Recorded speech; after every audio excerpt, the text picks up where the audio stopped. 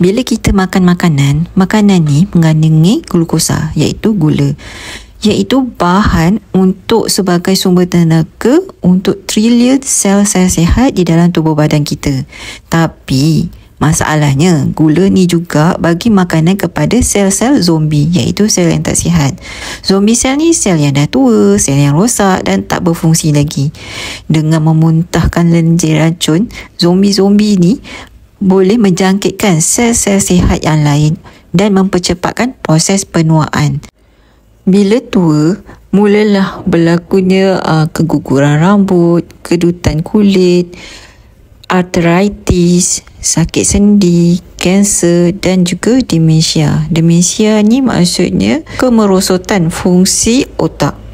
Kemudian, para saintis mula sedar bahawa bila kita berpuasa dan menghentikan bekalan glukosa makanan, tentera-tentera zombie ni akan kehabisan tenaga, melemahkan mereka dan mengurangkan kuasa mereka. Berbeza pula apabila makanan banyak makan, badan kita menyimpan lebihan tenaga dalam bentuk lemak di bawah kulit dan di sekitar organ dalaman. Apabila makanan berkurangan disebabkan oleh berpuasa, lemak tersebut dihantar ke hati. Di sana, ia ditukar menjadi sumber bahan bakar alternatif yang dipanggil keton. Dan keton inilah yang jadi sumber tenaga kecemasan. Bukan sahaja untuk badan kita, tetapi juga untuk otak kita.